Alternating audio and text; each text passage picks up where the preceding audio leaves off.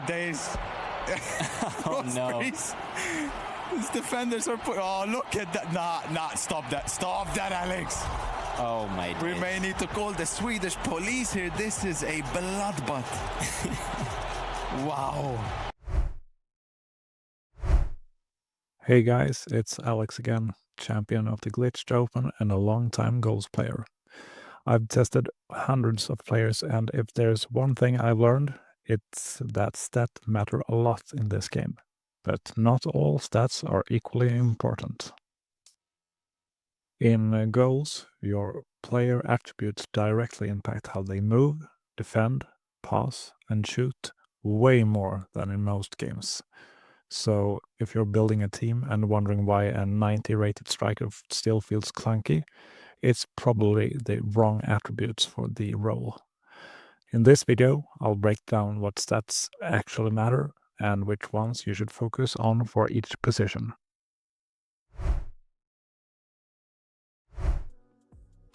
Okay, first up, goalkeepers.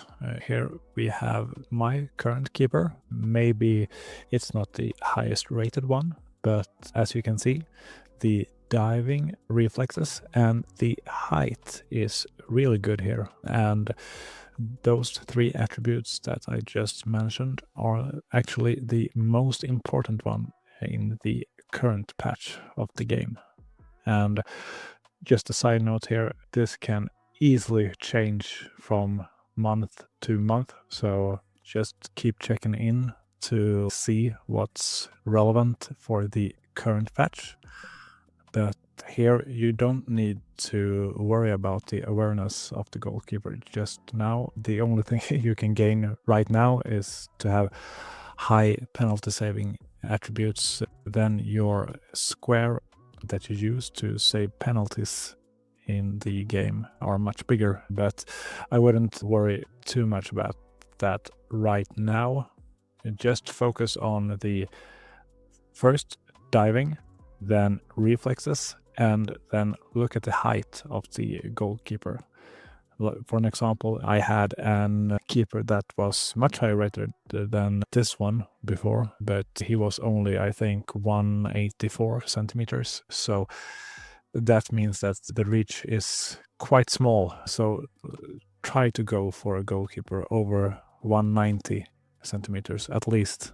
And then the high diving attributes help, of course.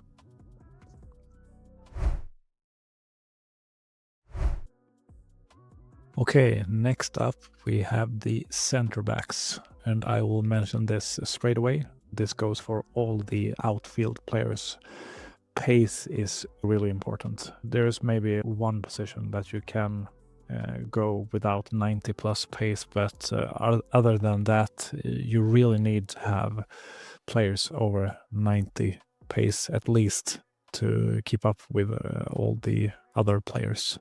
But back to the center backs, like I said, the pace of course matters, but here you should have high tackling stats, and also the strength stats are really important. And also for the, as it was for the goalkeepers, the height matters here as well. Like you can see here that my center back has really good jumping and really good heading, but he's only 171 centimeters long, and that means that he will most likely don't win any air duels at all, just because he's too short. The height here again is one thing to look out for. If I could, I would choose to have a center back over 190 centimeters here as well. And also a side note here, as you can see, my defensive IQ is really low on this player, but in the current patch, you don't really need to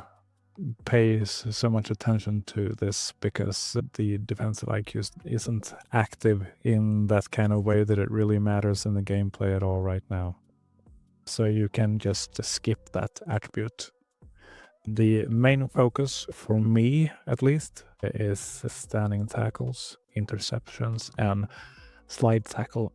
And that's just because I like to play aggressively in defense, and I feel like now in this patch At least slide tackles are almost more reliable than standing tackles. You get like a bigger reach in the slide tackles because you can like glide in a bigger space than you can in the standing tackles. But maybe I wouldn't recommend to use the slide tackles in the penalty area. There is just too much risk involved there. In the penalty area, I just would jockey and try to follow my opponent as well as I can.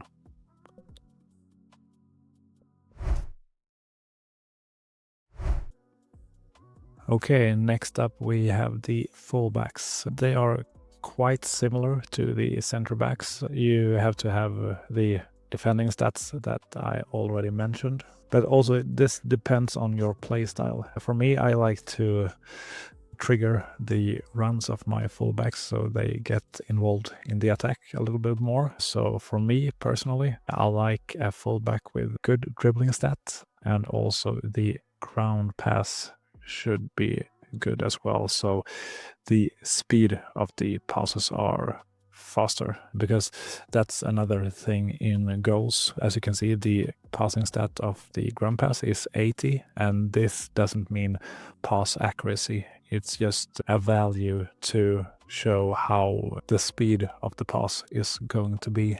So the higher the stat, the faster the pass will be. The shooting stat you can ignore. They will rarely be involved in the attack. Next up we have the central defensive midfielders. Here I would say that this is the only position that you can get away with like an 80 pace player, because they will rarely be the last man on defense, and they will rarely be the first man in the attack as well. Here you don't need that much pace. Instead, you have the passing stats that should be good, just because they will almost be your playmaker every time when you play your passes from the defense to the midfield. And then in the attack, they will just stay back almost all the time if you don't trigger a run. So shooting and dribbling doesn't matter as much.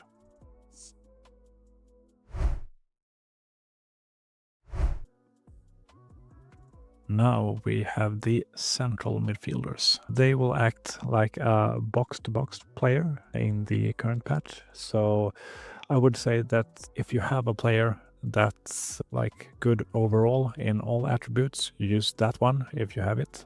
You can see my player here has really low defending, but he's so good in all the other attributes that I really need him in the central midfield position.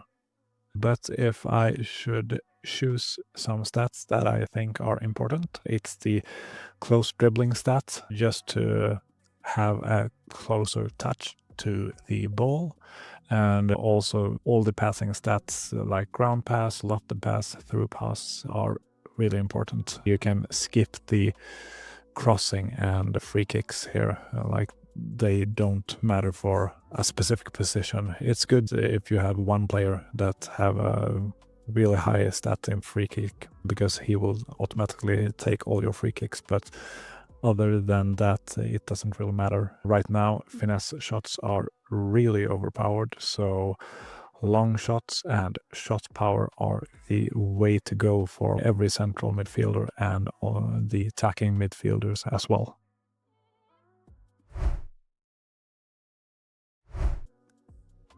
Okay, attacking midfielders. I think that they should act like a striker, or like you should think that you should have a striker in this position. So here I would prioritize the pace, the shooting and the dribbling, just because they will get in the box and they will lurk outside the box as well for these finesse shots. So it's really important to have high shot power, high long shots, and even high finishing.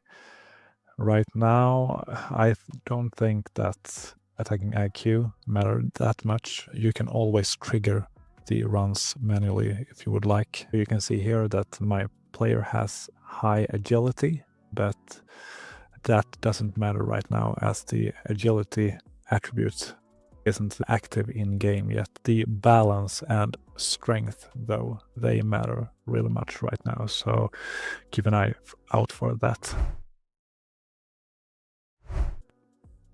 Okay, next up we have wingers. This depends on which formation you play.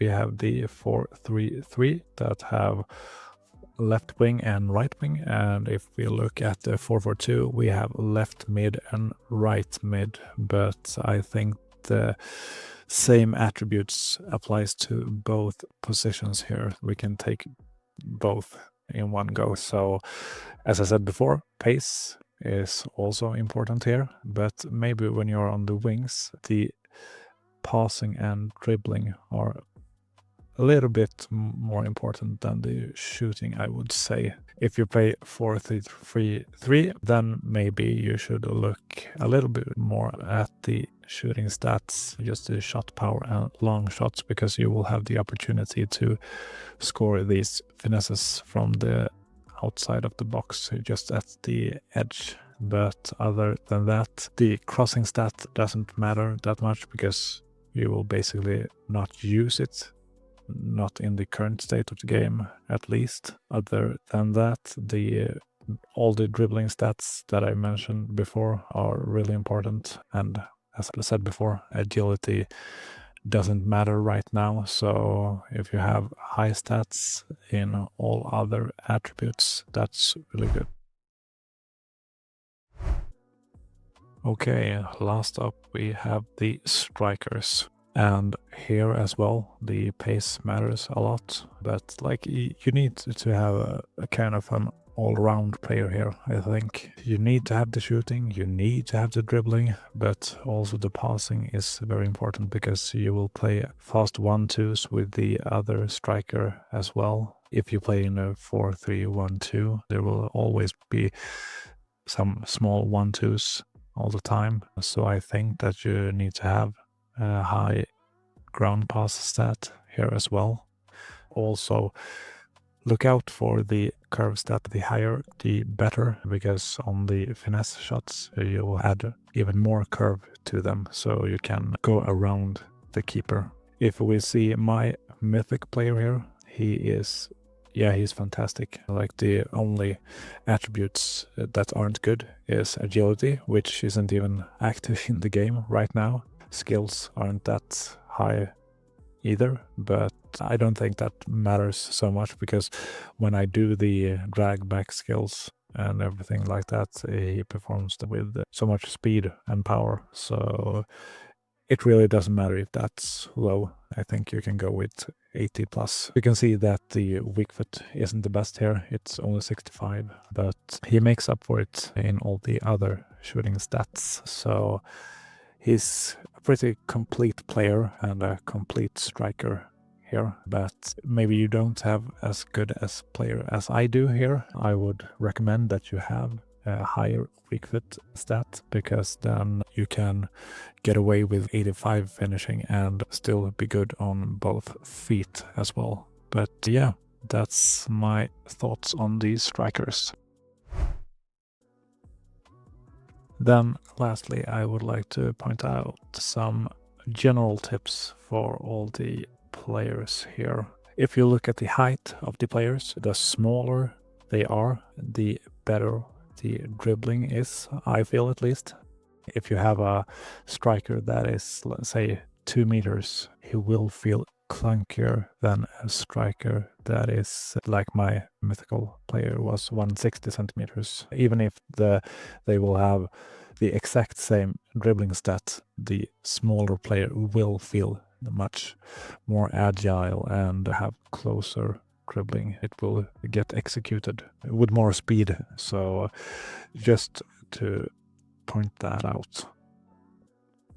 And also in the center backs or the defenders in general, I would like to have tall players there as well, as their strength will be more present when they have the height and also the weight. So like everything is combined when you calculate if you're going to win an air duel or a standing tackle. It's not only the stats that you see on the card.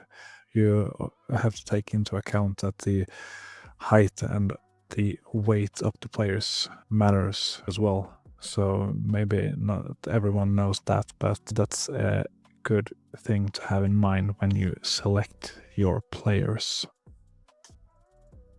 Alright, that's your attribute guide. If you found it helpful, check out my breakdown on how to get started in goals. It pairs really well with this one. You'll find it right here. And before you go, what do you think are the most important attributes in goals?